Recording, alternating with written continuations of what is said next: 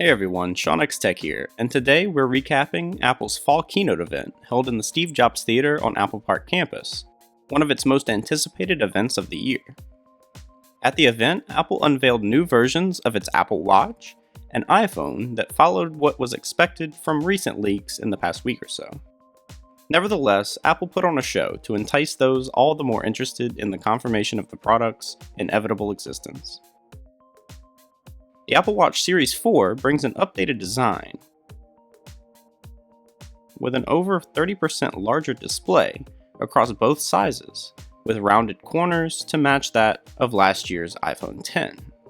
And to take advantage of every millimeter of the larger display, Apple designed new watch faces capable of arranging up to 8 different complications, including favorite contacts and the ultimate activity setup.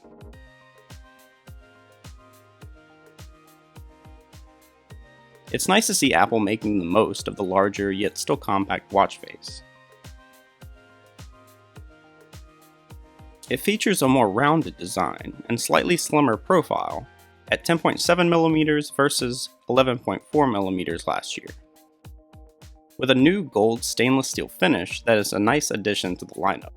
Apple focused mainly on the hardware improvements in the watch around health, touting the redesigned optical interface on the back of the watch and the haptic feedback sensor added to the digital crown that allow for enhanced heart rate tracking while introducing features for heart rhythm detection and the first consumer available electrocardiogram readout.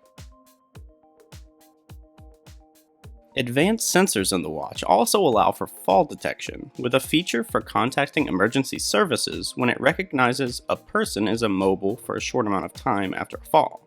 Pretty cool. This is going to put the Apple Watch further into the forefront of smartwatches and watches in general. I definitely expect this to be a popular model. Many of these improvements are made possible by the new S4 chip inside of the device that is claimed to be 2 times faster than last year's models, while delivering the same rated 18-hour battery life. Though I've found I get more battery life out of my Series 3 than what's rated, so we will see if this one is better or about the same. The Apple Watch Series 4 will be available for pre-order Friday, September 14th, with a release set for a week later on Friday, September 21st, and comes in silver, space gray, and gold finishes in both aluminum, sport, and stainless steel cases, with 2 to 3 different band options to choose from to come directly in the box with the watch. Except for the continuing Nike Plus and Apple Watch Hermes models with their own unique collections. The Series 4 will also be priced the same as last year, starting at $399.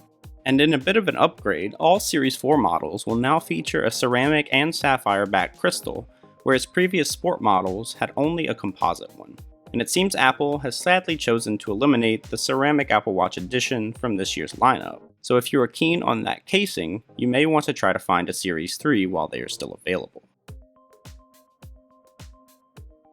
The expected star of the event was the new iPhone lineup, whose names were widely disputed until hours before the event. The iPhone XS was unveiled in all its golden glory just as 9 to 5 Mac leaked weeks prior, but as they do, Apple makes it look even more stunning. The design is roughly unchanged from the iPhone X, barring the addition of the larger model, dubbed the XS Max, because apparently Max is the only place to go when Plus just doesn't quite capture how big it is. The XS, with its same 5.8-inch display as the X, and the XS Max, with its behemoth 6.5-inch display, still take up about the same footprint as the iPhone 8 and 8 Plus respectively from last year, due to their edge-to-edge design, with the moniker Super Retina to distinguish their superior resolution in the display. The new models are finally rated IP68 for water resistance up to 2 meters for 30 minutes, which Apple claims they tested in all sorts of situations, in pools, and even beer and wine, so rest assured the next time you have a little too much on a night out. Just don't leave it in too long. One upgrade I'm particularly excited for is that the new displays have now adopted the 120Hz ProMotion refresh rate introduced on the iPad Pro last year, making animations, graphics, and scrolling all the more fluid and responsive.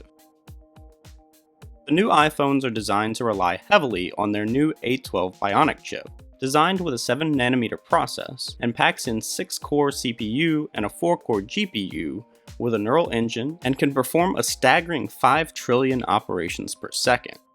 All this power is going directly into advanced processing functions like Siri shortcuts, AR experiences, and real-time facial mapping, as well as bringing more console-like games to life on iPhone. The impressive cameras of the iPhone X don't receive much of an upgrade in this year's models, except for a slightly wider aperture, while most of the improvements in image quality will come from the powerful A12 Bionic and its neural processing and machine learning to stitch together several different elements to compose the best picture possible, all in real time before you even snap the shot. Even more impressive are the capabilities the A12 Bionic unlock for post-image processing and the oft-mentioned bokeh background blur effect. The iPhone XS is the first smartphone to offer post-image depth of field adjustment with enhanced image layer detection. Score 1 for Apple killing off another extra device that is no longer necessary. As Phil put it, this ushers in a new era for mobile photography and videography. The new models also bring amplified stereo sound playback and even stereo sound recording when shooting video, which may or may not be the reason for the un-Apple-like asymmetrical design change on the bottom of the new iPhone models, seemingly swapping the cosmetic grills near the bottom microphone for another antenna band. And for those still struggling with battery life, you'll be happy to hear that the new models now get half an hour to an hour and a half more battery life for the XS and XS Max respectively, over the iPhone X. And the devices are now integrated with dual SIM functionality through the addition of an eSIM or instead a dual SIM tray for China. But just when Apple seemed like they were wrapping up, they busted out the iPhone XR, this year's budget iPhone model with a display size just between the other models at 6.1 inches, and a similar chassis as last year's 8 and 8 Plus. But unlike the other models, it sports a wide selection of color variants including space gray, silver, yellow, blue, coral, and product red, bringing back nostalgia for the iPhone 5C back in 2013. Although lacking in some premium features, it brings with it many of the same features as the iPhone XS, such as the wide-angle camera sensor, TrueDepth Face ID system, and powerful A12 Bionic. It can even produce simulated bokeh with its single camera lens using real-time image processing similar to the Pixel 2. The major difference is in the display, which is a lower resolution LCD display, though still Retina, that Apple engineered to stretch edge to edge and include the infamous notch. Even though it surprisingly still brings with it 120Hz ProMotion technology, tap to wake functionality,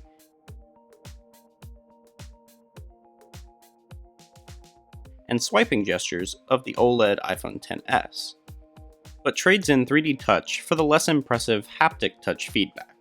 Battery life received a bump here as well, with an hour and a half more battery life over last year's 8 Plus models.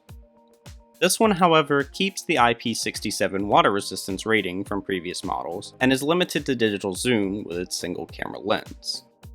A big question everyone had going into this event was how much these shiny new iPhones would cost us after the introduction of last year's iPhone X, the first $1,000 iPhone, and that answer is that the iPhone XS is the same as last year's iPhone X, with the XS Max coming in at $100 more for the base configuration of 64GB, but both are configurable up to 256 or a whopping 512GB configuration. The iPhone XR is perhaps the most reasonably priced for what you're getting, starting at $749 for a 64GB model with options to upgrade to 128 or 256GB at the high end. The iPhone XS will be available for pre-order September 14th and will go on sale a week later on September 21st. The iPhone XR is this year's delayed model with a pre-order date of October 19th and a release set for October 26th. Sadly, there was no mention of the air-powered charging mat once again, so we are left wondering if we will ever get the all-in-one solution Apple promised last year. Though this wasn't the most exciting iPhone update, there are some meaningful improvements. The Apple Watch was more the star of the show with its sleeker design and major health features.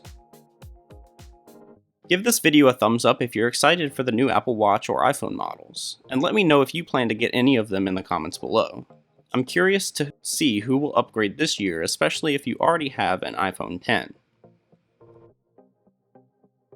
For more videos on Apple and other tech products, go ahead and subscribe. Until next time, I'm Sean X Tech.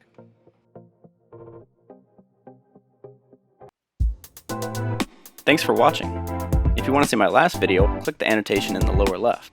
If you want to see more in the future and keep up to date with the channel, click the annotation in the bottom right to subscribe. I'm Sean X Tech, and I hope to see you next time.